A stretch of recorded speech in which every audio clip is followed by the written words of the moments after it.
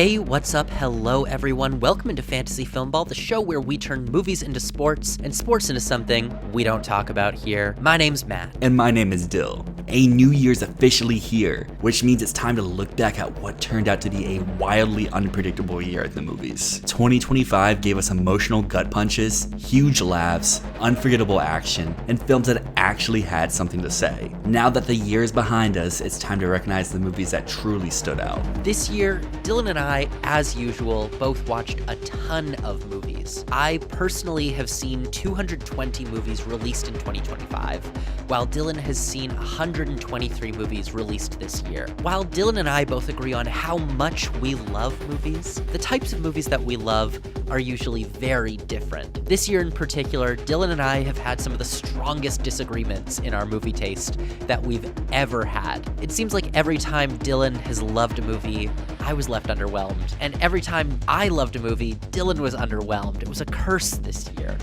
But we also see this as something exciting, because it means that we both have very different lists of films that we want to recommend to you.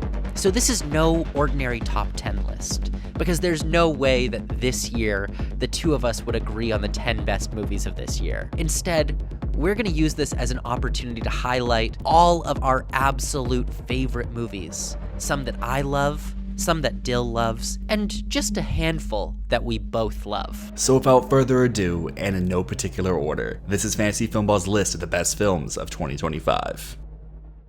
The first category that I'd like to focus on in this video is representative of one of the major life changes that I've gone through in 2025. This year, I got into my dream school, and I moved from Toronto to New York City. That means that I finally got to experience one of the greatest things the United States of America has to offer, AMC A-List. I'm seeing unlimited movies, fitting in trips to movie church between classes, where Nicole Kidman is my Lord, my Savior, and my pastor. So my first category honors this, the love of going to the movie theater, a place where heartbreak feels good, where we can laugh, cry, care, because we need that, all of us.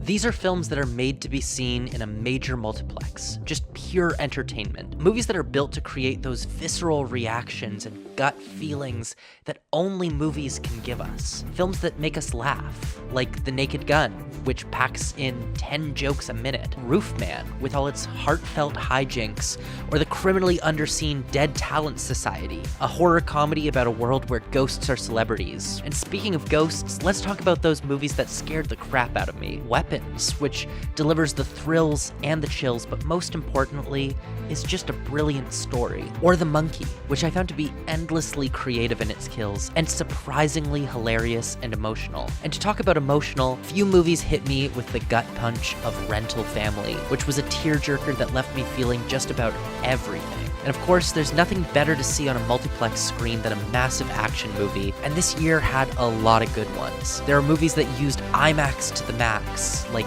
F1, with its high-speed thrills and booming sound design, or Avatar Fire and Ash, with its glorious world-building visuals. There was The Running Man, with all of its globe-trotting action and over 130 different locations. And after years of struggling with this genre, we got a few really good superhero movies. Thunderbolts, which revived the MCU by giving it an emotional core. And Superman, James Gunn's first film as the head of DC, which turned a superhero that I typically don't care about into a world that I can't wait to explore deeper. Then there's the family movies and cute animated packages like Elio, which revived some of that Pixar magic by creating a strange alien world, and a pair of excellent French animations, Into the Wonderwoods and Arco, both proving that great animated films are being made outside of the US. And going off of that, the film that I really want to talk about, that crosses many of these categories,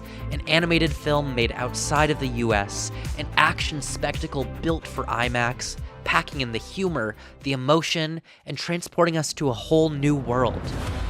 This movie took the world by storm earlier this year when it began demolishing records at the Chinese box office, making $2.2 billion I hadn't seen the first Ne Zha movie, and I had no real anticipation for this film. When I saw the movie, I was blown away. This is the type of movie that Hollywood says they make, but rarely ever do. It's a true 4-quadrant blockbuster. The humor of Shrek, the action of Avengers Infinity War, and the all-gas, no-brakes pacing of the Fast and Furious saga, all filtered through the beauty of Chinese mythology. In every 10 minutes of this movie, it evolves so much that it feels like an entire film has passed by in that time. Every new fight scene feels like it could be the climactic moment of another film. And the fact that the film is animated also allows it to go bigger and more ambitious than any live-action movie could ever possibly be. There's no wonder why this made so much money in China. But the question for me is, why did Americans not respond? It's a film that hits just about every marker of what general audiences want and love. Maybe this movie brings with it a sign that Hollywood is no longer the king of the blockbuster. In an era where studio movies are becoming increasingly risk-averse, it's rare to see something as daring as Ne Zha 2. Perhaps it means that we have to look outside of the US to find this type of movie, because they rarely make them like this anymore over here. For our next entry on the list, I want to talk about what makes a great "What the fuck did I just watch" movie. These are films that aren't confusing just to be confusing. This next representative on our list isn't about chaos for the sake of chaos, it's about weaponized dissertation. These films understand that confusion can be a feature, not a bug. It uses surprises, tonal whiplash, and narrative audacity to keep the audience fully locked in. Think about movies like Begonia, which reject passive viewing entirely, constantly forcing us to reassess what we think we know, what Teddy's really up to, where this hostage situation is actually headed, and whether the rug is about to be pulled out from under us once again. The fun isn't in instant clarity, it's the rush of realizing the filmmaker is completely in control and just daring us to keep up. What separates a great "what the fuck" movie from a messy one is all about control. You feel it in how present slowly reshapes itself over time, feeding you information just when you think you've got it all figured out. Or in the divisive "Hurry Up Tomorrow," where tonal pivots feel intentional even when the meaning isn't immediately clear. Films like No Other Choice thrive on genre collision and shifting perspectives, constantly reframing their own premise in real time. And then there's Warfare, using tension, curiosity, and the horror of discovery to push the story forward instead of just stalling out. At their best, these films leave you exhilarated, not exhausted. Think about how Eddington wants you to sit with the discomfort just a little bit longer than what you may want to. When the credits roll, you might not have every answer, but you know you've been somewhere new. Movies like Surat don't just shock you, they earn their disbelief. They remind us that some of the most thrilling cinematic experiences come from letting go of control and allowing a filmmaker to absolutely nuke your expectations from orbit. Which brings us to Zach Cregger's Weapons, a masterclass in this kind of filmmaking and a very easy pick for our number 9 spot.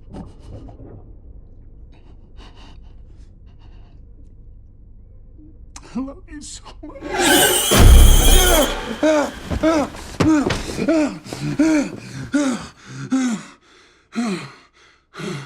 Much like his breakout film Barbarian, Weapons exists in a spoiler-sensitive danger zone where discovery is everything. The setup is chilling in its simplicity. Because the night before, at 2:17 in the morning, every other kid woke up, got out of bed,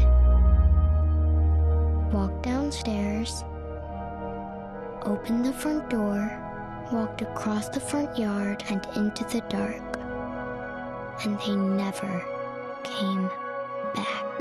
And from that moment on, Weapons commits fully to the unknown. It withholds information, it shifts focus, and it recontextualizes events with a confidence that borders on reckless, except it never actually is. What makes Weapons such a killer entry in this category is how precisely controlled its chaos is. The film unfolds in a multi-narrative structure, following several residents of the town of Maybrook as they process the fallout of their shared nightmare. Each storyline has its own tonal flavor. Some lead into bleak horror, others flirt with dark comedy, and a few live in that deeply uncomfortable in-between space. Yet none of it feels random. Every perspective adds its piece to the puzzle, even as the film keeps moving the goalpost. Kreger's real superpower is his ability to constantly subvert expectations without ever losing narrative clarity. Just when you think you found solid footing, Weapons swerves, sometimes sharply, sometimes violently, into new emotional or thematic territory. Scenes play out in ways that only feel inevitable after they happen, creating a viewing experience defined by tension, surprise, and the delicious feeling of not knowing what's coming next. You can feel the audience collectively holding their breath, waiting to see where the next cut,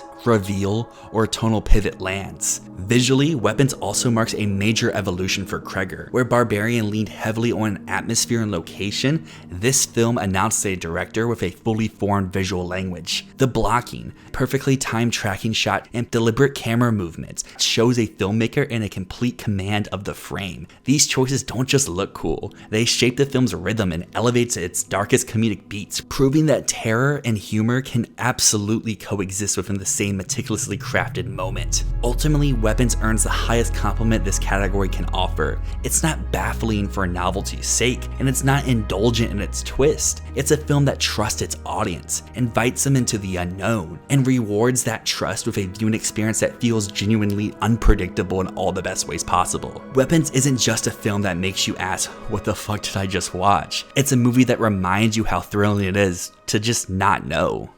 Next, I'd like to speak about my true love of art house movies. I love when a movie takes massive risks with its style or its structure. Having seen over 6,000 films, the thing that excites me more than anything is a movie that tries something I've never seen before. So this category honors those movies that experiment, the movies that do something fresh, the movies that are true.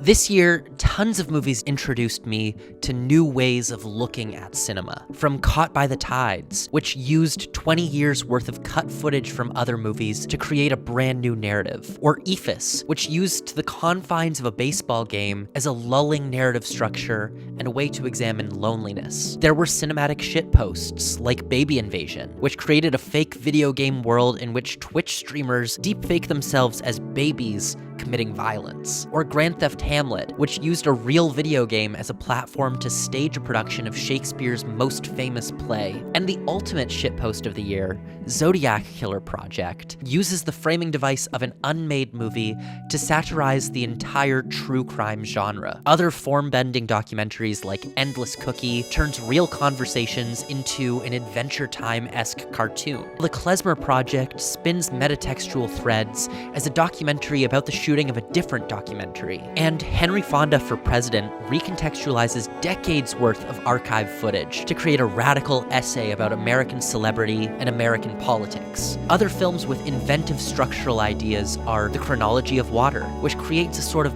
brain fog through its elliptical narrative and unconventional editing, as well as Father, Mother, Sister, Brother, which spins an anthology movie into a celebration of mundanity and repetition. Many films that ventured into thematically daring territory, such as Happy End, which uses a high school in Tokyo as a jumping point for an examination of the surveillance state and xenophobia, as well as the Oslo trilogy films Dreams, which uses narration to explore the interiority of lust and desire, and Sex, which unravels the complexity of gender and sexuality through dialogue. Queens of Drama also playfully looks at these same themes through campy and outrageous visuals. And speaking of visuals, some of the most visually experimental and daring films of the year were Harvest, with its Super 16mm tribute to classic British folk horror, and If I Had Legs I'd Kick You, with its intriguing central visual idea of a mother-daughter drama where we never see the daughter on screen and stay in close-ups on the remarkable Rose Byrne the entire time. But no movie this year challenged me in as many ways, broke as many rules, visually,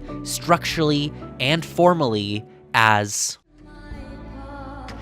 When I first saw this film at Cannes, I was completely at a loss as to what I had just seen. To watch this film is like being immersed in a dream. Every image feels like something half remembered after waking up. Hazy and beautiful, but also haunted, fading away like an old picture of people who have since passed away, tucked in a shoebox, hidden in the attic.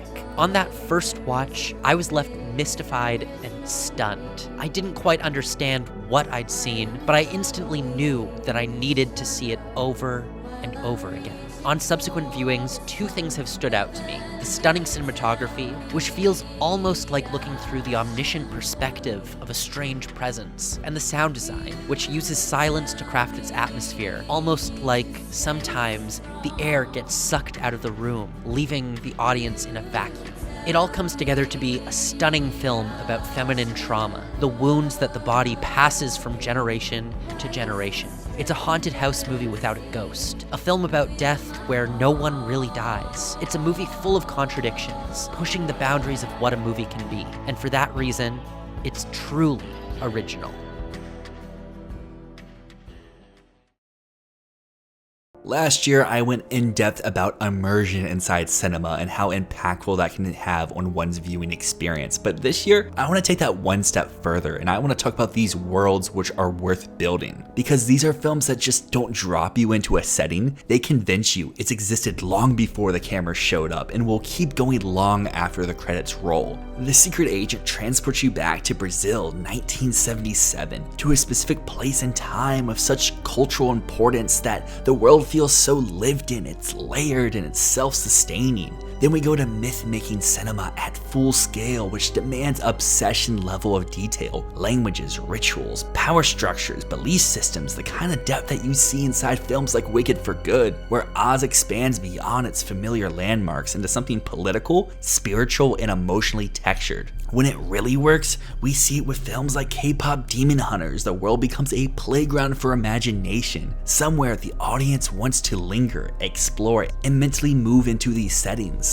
Just as important is how these worlds support the people inside of them. The best examples don't let mythology overpower emotion, they use it to amplify it. Think of The Life of Chuck, of how it balances scale with intimacy, making sure the spectacle serves the characters instead of swallowing them whole. Zootopia 2 understands how a world's rules, hierarchies, and systems directly shape the choices its inhabitants make. These films inspire awe while grounding us in struggles that feel tangible and urgent. Worlds worth building aren't just cinematic backdrops, they're ecosystems. From flora to fauna to social order, language, and tradition, the world itself becomes a character, a driving story, tension, and of course, emotion. And for our 7th best film of 2025, that world belongs to the Na'vi.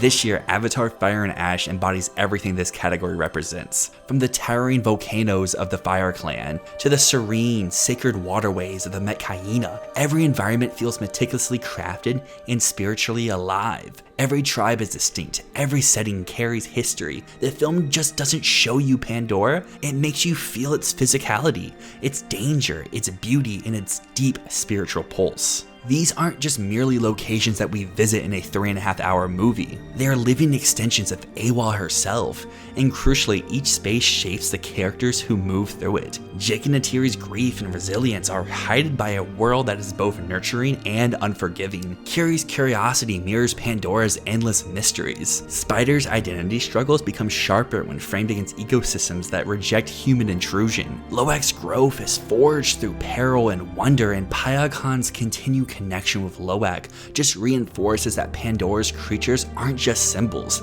they're emotional anchors within the world's ecology. James Cameron has been making worlds worth building cinema for decades, but what separates the best of these films is how seamlessly story and spectacle are fused together. And in Fire and Ash, the environment is the drama. The mythology informs character choices. Every action feels governed by the world's internal logic. The expanses of the ash areas that the Fire Clan come from don't just look intimidating, they actively test courage, loyalty, and survival. The Metkayina waters don't just offer beauty, they reveal bonds, grief, and unspoken strengths. This is maximalist filmmaking at its purest. You're not just watching a story unfold, you're inhabiting a universe that reacts, evolves, and teaches alongside its characters. This is the kind of film that makes you want to map every canyon, learn every tradition, and follow every tribe beyond the frame. And if a cinematic universe can make you feel that kind of curiosity and connection, it's doing exactly what it's meant to do. Fire and Ash proves that Pandora isn't just one of the most breathtaking worlds in all of cinema. It's one that continues to deepen,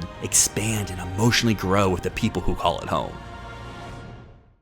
As I keep mentioning, outside of this YouTube channel, I'm a filmmaker. And let me tell you, this is a bleak time to be a young filmmaker. We're watching the industry that we hope to be a part of be dismantled brick by brick as theatrical suffers and the entire middle section of films get pruned, so that the only things that exist are the big blockbusters or the tiny indies. But the cinema that I love is largely films in that middle section. The movies that cross over my first two categories. Films by auteur filmmakers with something big on their mind, boasting real cinematic prowess, while also demanding to be seen on those big multiplex screens. Even though this type of movie is vanishing, there's still plenty of examples, movies that blend vision and spectacle. These are the movies of this year that reminded me that a great example of this type of film is Marty Supreme, a massive-sized film for how audacious and sometimes abrasive it gets, all while being incredibly entertaining. The other Safdie brother did The Smashing Machine, which used one of the biggest movie stars to make a meditative version of Raging Bull. And speaking of films that reference or are in love with film history, there was Nouvelle Vague, which turned the French New Wave into a Dazed and Confused style hangout movie. Or J. Kelly, which feels like a modern Fellini movie. And Megadoc, which lays out the process behind making one of the weirdest and most ambitious misfires of the past 20 years. There's also a few spy movies, Black Bag, which turned espionage into a game of Clue, where everyone is a suspect, and The Phoenician Scheme, which treated its spy adventure as a quirky version of an Indiana Jones movie. We also had Surat and House of Dynamite, both of which treated the bleakness of the impending nuclear apocalypse with booming, thundering soundtracks to be listened to as loud as possible, as well as Mickey 17, Begonia, and The Assessment, 3 mid-scale science fiction movies that mesh together massive ideas with reasonably sized execution. There was the masterfully edited music films Ladies and Gentlemen, 50 Years of SNL Music, and Colne 75, which both transported the audience to a concert, as well as The Testament of Anne Lee, which brings us a strange, more abstract version of the movie musical in which prayer comes to life through song and dance, and The History of Sound, which carefully captures romantic yearning through its pretty folk tunes and even prettier camera work. And speaking of pretty camera work, The Tale of Cillian was a uniquely cinematic documentary, blending together stunning images of farm life with surreal mythology taken from Macedonian folklore. In Presence, the audience looks through the eyes of a ghost haunting a house, floating from room to room with ethereal imagery. And lastly, one of the funniest movies of the year, which still packs a load of artistry into every frame, was A Poet, a film for anyone whose idea of a great laugh is watching someone try and pathetically fail over and over. But no film has embodied this intersection between auteurist artistry and cinematic spectacle quite like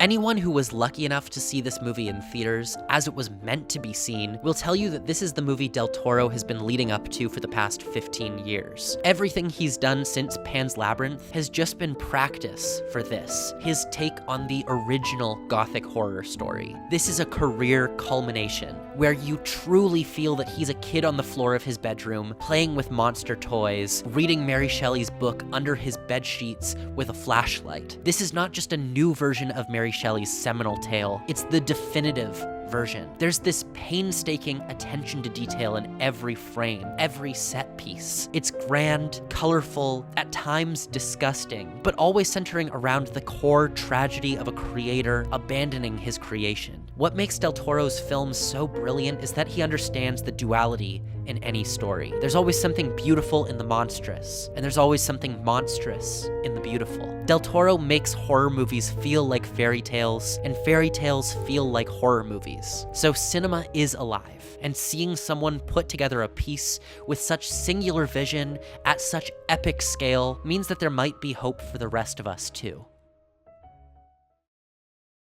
Trauma in cinema is often treated like a single point of impact, a moment we can isolate, label, and track neatly through a character's arc. But the films that truly linger understand that trauma rarely behaves so politely. It stretches, it warps, it resurfaces when you least expect it. This next category, I want to highlight films that are devoted to how trauma takes many forms. These movies care less about the inciting incident and far more about the wreckage left behind. Think about Blue Moon and how it examines what happens after the spotlight moves away from you, how being discarded, ignored, or silenced reshapes a person from the inside out. Then we go over to movies like Thunderbolts, where every character carries damage differently, some with rage, some with humor, some with denial, and how that pain quietly infects their relationships, decisions, and sense of self. These films also tend to resist emotional neatness. They understand that trauma doesn't arrive in a single tone,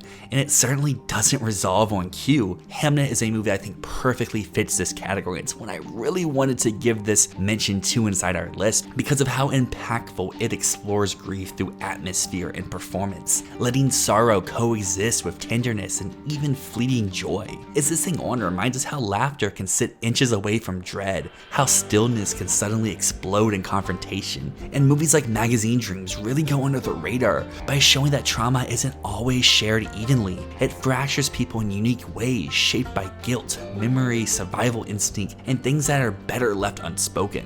What connects all these films isn't uniform suffering, but the struggle to articulate something that was never really fully processed in the first place. At their best, movies in this category create space rather than answers. They offer emotional release without forcing catharsis, recognizing that healing is rarely linear and that confronting the past can be as destabilizing as it is necessary. I already mentioned how close I was getting to Hamnet, but I was this close with going with The Voice of Henry Job, precisely because of how powerful it centers aftermath after spectacle. This is a film when I saw at the Philadelphia Film Festival, the audience was weeping in unison and it felt like a group therapy session. Because that's what trauma really is inside a film. These are movies that ask the audience to sit with discomfort, contradiction, and unresolved humanity, reminding us that trauma isn't defined by how it begins, but by how it continues to live inside the people left behind. And this year, It Was Just an Accident is one of the most striking examples of that philosophy in action. میگم دوز این داروی شاید زیاد بوده کارشو ساخته.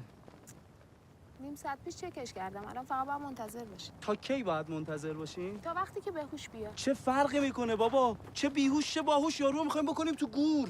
حق داره بدونه چرا گرفتیمش. نه بابا. قشر خاکستری هم بالاخره زبون وا کرد. انقدر حرف نزدی ببینی باده داره از کدوم ور میاد بپری تو باد.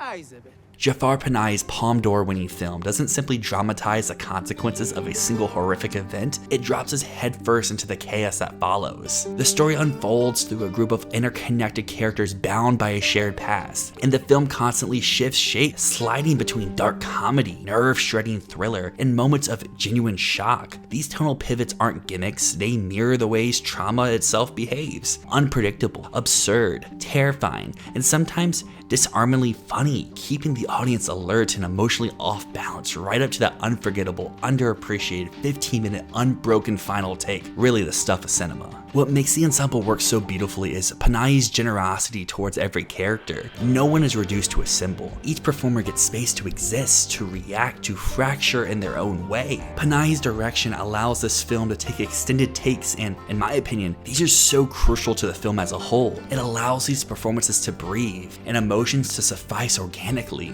Grief, fear, resentment, and longing emerge through glances, pauses, and physicality rather than exposition. These moments feel intimate and exposed, as if we're watching people process something they've never quite allowed themselves to feel before. at its core, It Was Just an Accident is a study in resilience. Not the triumphant, crowd-pleasing kind, but the messy, uneven version that most people actually experience. Panahi refuses tidy catharsis, instead guiding us through tension, absurdity, and revelation in equal measure. Humor and horror sit side by side. Suspense shares space with quiet observation, and at this film's culmination is a portrait of trauma that feels honest, it feels unpredictable, and it feels deeply humane. It's a film that understands damage doesn't always announce itself loudly. It lingers in behavior, in silence, in connection, and in doing so, it earns its place as 2025's most powerful exploration of how trauma continues to shape lives, long after the moments have passed and long after the credits have rolled.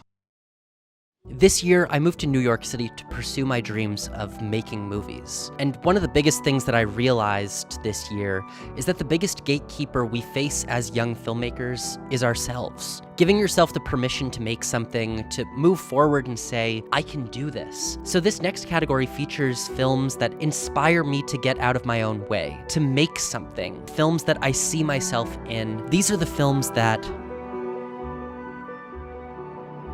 I had never realized just how much I aspired to be like Park Chan-wook till I watched No Other Choice. With its dazzling editing and stylistic transitions, Train Dreams reintroduced me to my love of narration as a tool to make a character feel small in a world that feels ever so huge. And there were micro-budget indies this year, like The Baltimoreans and Dead Male, that reminded me that a film can be shot for next to nothing if you use what you have available to you, as well as a directorial debut like Wild Diamond, which emphasized the importance of creating characters with real human flaws. And even a movie shot on an iPhone, Left-Handed Girl, acted as a reminder that filmmaking has never been so accessible, and that all you need is a great story and an even greater cast. On a different side of things, the pro shot of the Broadway musical Merrily We Roll Along reconnected me with my inner theater kid, and reminded me of some of Sondheim's greatest words. Don't write what you know,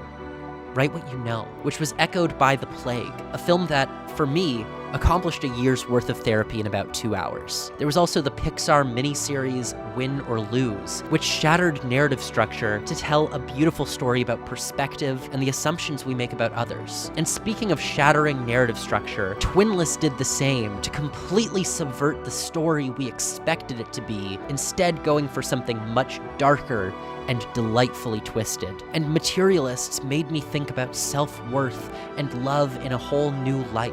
The Love That Remains was an exemplary piece of magical realism, blending a relatable, humanist story with delightfully strange filmmaking choices. And Splitsville, which is a funnier film than I could ever dream of writing, was a reminder to remain sincere and earnest in my films, and to always commit to the bit, 100%, nothing held back. But now to talk about sincerity, the most sincere movie of the year, and the film that I would point to if you were to ask me what type of movies I want to make, that would be,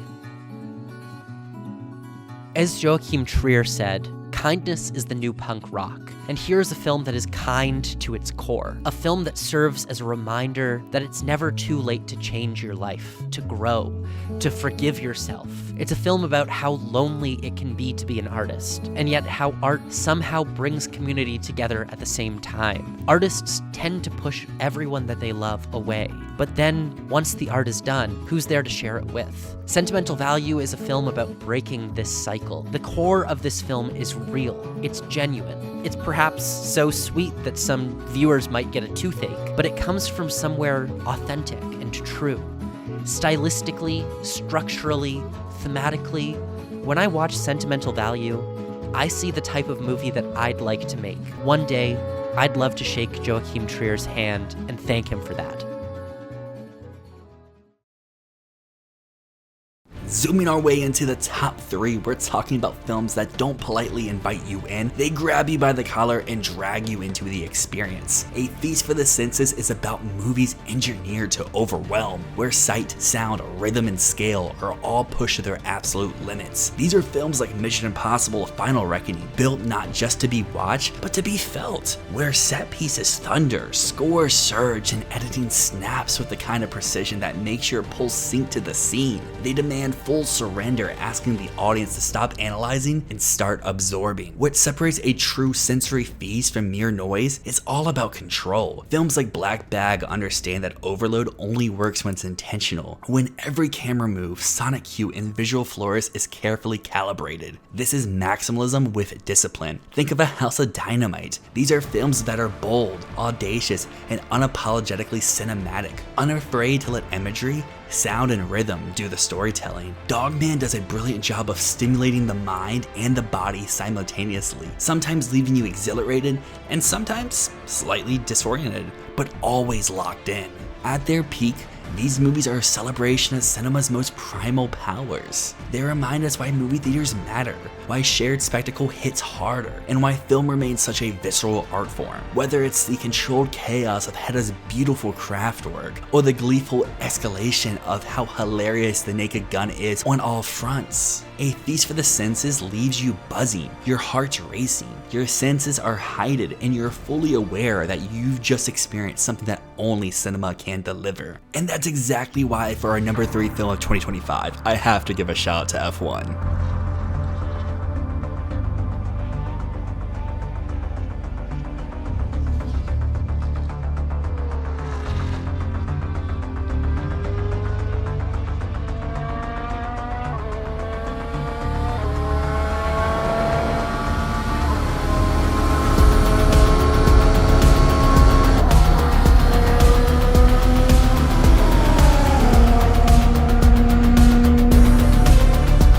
I mean, just look at that title card drop. You're telling me your heart isn't racing with energy at this moment? But this film is a perfect embodiment of this philosophy. From the very first engine rev at Daytona, the film launches you straight into the high-octane world, where every roar of the engine, every shift, and every razor-thin overtake detonates through the theater. Joseph Kosinski treats speed like a cinematic weapon, crafting an audio-visual assault that never lets off the gas. Claudio Miranda's cinematography straps the audience into the cockpit, while Hans Zimmer's time-driven score ticks and pulses like a racing heart, pulsing tension lap after lap. The editing snaps with pit-stop precision, and the sound makes every tire squeal, every downshift, every engine growl feel physical. Watching this in an IMAX theater was such a transcendent experience. F1 isn't something that you just simply watch. It hits your chest hard, it rattles your bones, and it dares you not to lean forward in your seat. The technical craftsmanship here is flat out elite. Kosinski's camera choreography weaves through corners and traffic like a veteran driver hunting clean air, capturing split-second decisions with stunning clarity. The production design hums with authenticity. The fact that they filmed during real F1 races is just unreal to me. From the claustrophobic F1 cockpits to pit lanes buzzing with barely contained chaos. I also want to give a shout out to Julian Day's costume work. It adds sleek, understated swagger, while lighting choices catch the gleam of carbon fiber, sweat-soaked visors, and rain-slicked asphalt. Every visual element is tuned to perfection, making speed not just visible, but palpable. You don't just understand the danger, you feel the margin of error shrinking with every lap. Ultimately, F1 proves A Feast for the Senses isn't about empty spectacle, it's about orchestration. Every frame, sound cue, and visual beat works together like a finely tuned engine, building momentum and never lifting off the throttle. Kosinski delivers a cinematic Grand Prix that's equal parts craft and adrenaline, where form and function race side by side. You leave that theater feeling exhilarated, breathless, and ready to jump right back in the driver's seat. F1 doesn't just show you racing, it makes you live it, lap after blistering lap, reminding us that when cinema is firing on all cylinders, there's nothing else like it. What is the purpose of art? Is it to entertain? Is it to challenge us formally? Is it to show us parts of ourselves that we need to explore? Or perhaps, is all art political? Art reflects our world and tackles the real issues that surround us. So I'd say, yeah, all art is political. And in an era where so many people refuse to engage politically with the works they see on screen, here are some films that force us to engage, that push for change and show us our world in all of its darkness and its light.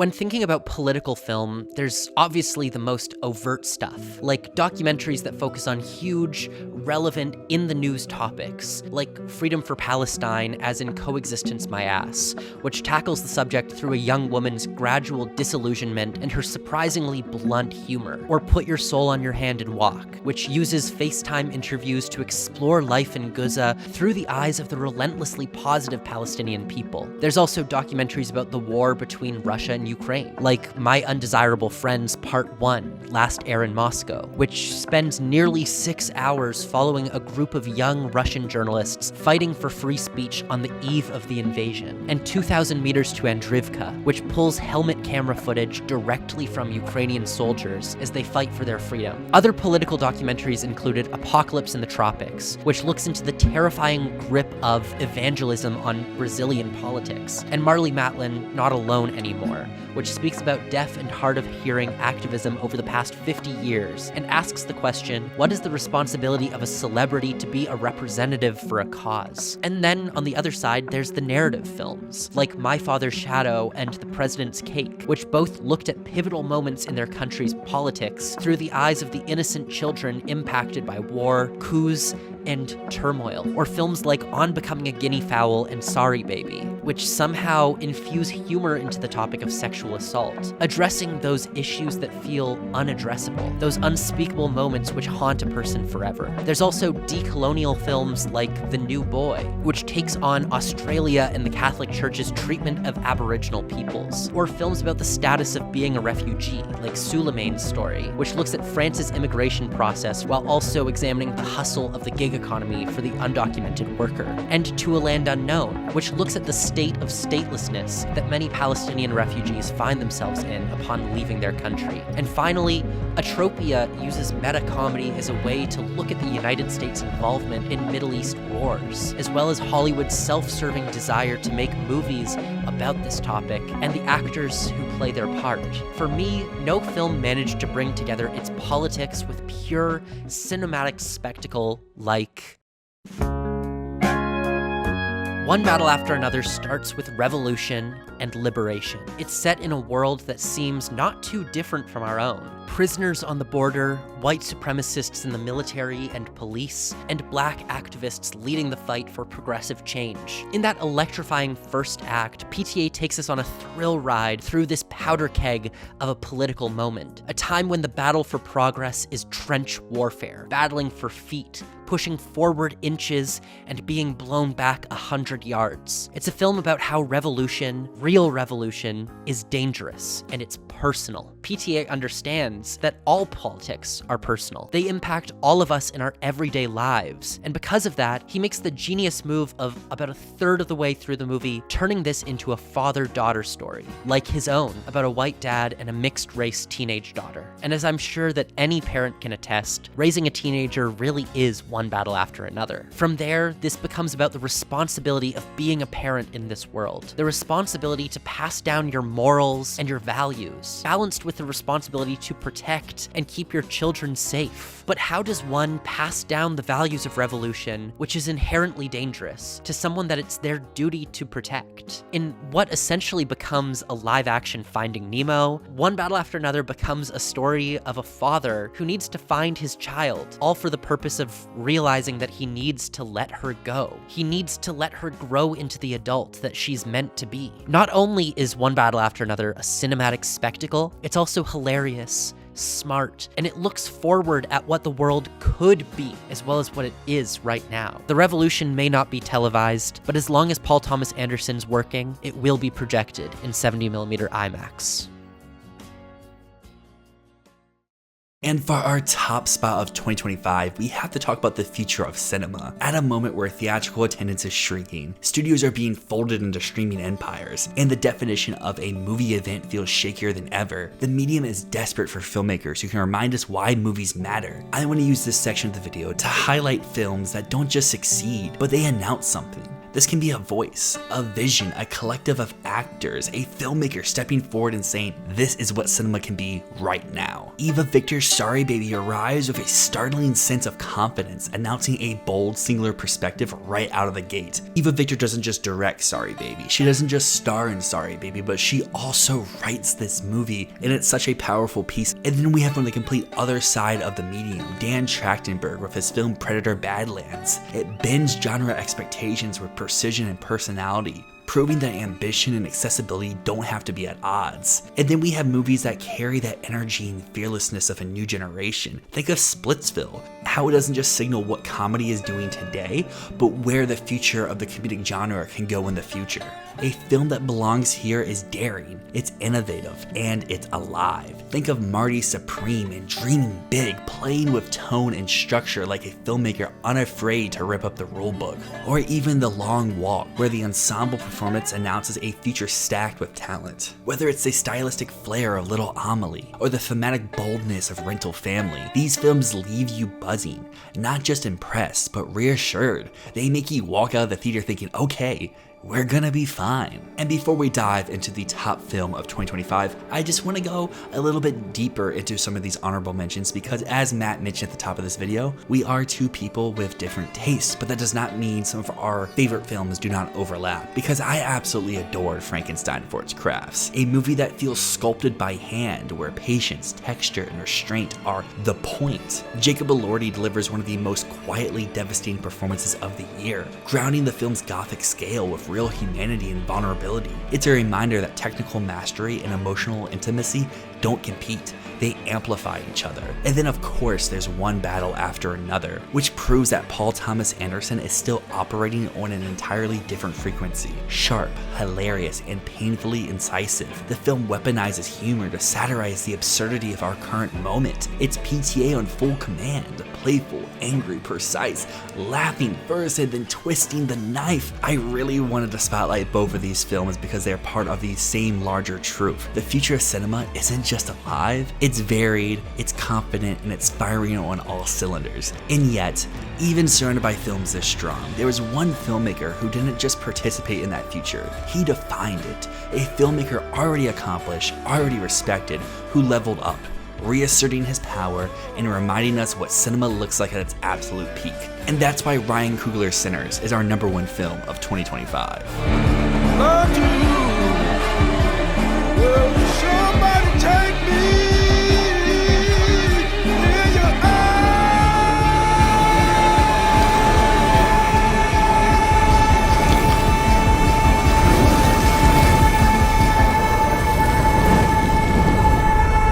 Sinners exemplifies this category in every single frame. The future of cinema belonging to filmmakers unafraid to bend genres, challenging expectations, and announcing their voice with absolute conviction. And Coogler does all that and then some. The film thrives on fearless genre bending, fusing crime, thriller, horror, character drama, and social commentary into something that feels both electric and deeply human. Every creative choice feels intentional. Autumn Akarpa's kinetic, beautiful cinematography, Michael Shawver's razor-sharp editing, Ludwig Göransson's blood-pumping, soul-deep score that acts as the film's heartbeat. This isn't just craftsmanship, it's command. What makes Sinners truly extraordinary is how it balances grand spectacle with emotional intimacy. Coogler takes the scale and confidence he perfected in Black Panther and Creed and merges it with the raw, personal punch of Fruitvale Station. The result is simply perfection. It's suspenseful, terrifying, funny, soulful, and yes, occasionally bursting into full musical and dance sequences. Michael B. Jordan radiates charisma. Delroy Lindo lands comedic beats with surgical precision. Wunmi Masaku grounds the film with emotional weight, and Miles Caden announces himself as a genuine breakout, a performer with a presence, vulnerability, and star power to burn. What pushes Sinners over the top, though, is the sheer confidence of its filmmaking. From the audacious I Lied to You oneer to the aspect ratio shifting action sequences, this is a movie that knows exactly what it's doing and dares you to keep up. Coogler isn't just telling a story, he's expanding his cinematic language in real time, experimenting, playing, and swinging without ever losing control. It's bold, it's muscular, it's joyful filmmaking that reminds you how thrilling it is to watch an artist operating at its full power. What ultimately makes Sinners the defining film of 2025 is how it completely captures the moment of of the landscape of cinema as a whole right now.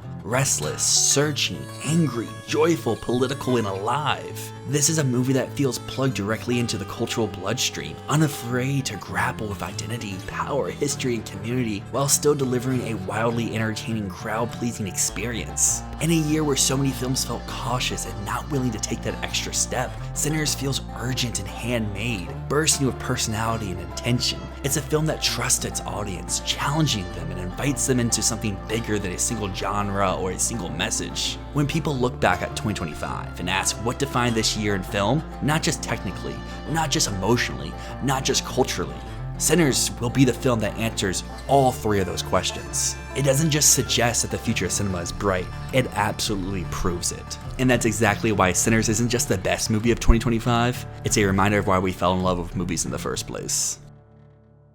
And with all of that being said, that officially brings us to the conclusion of our top 10 films of 2025. Matt and myself definitely took a few bold and wild swings with our list, so let us know what you think down in the comments. What films made your list of favorites that didn't quite make ours? We'd love to hear what we missed. If you made it this far inside the video, thank you so much for watching. If you enjoyed the video, please consider to drop a like to help the channel continue to grow. And consider subscribing if you're into awards season and all things cinema. We're already pumped for another fantastic year of film ahead of us in 2026. And as always, this has been Fantasy Filmball.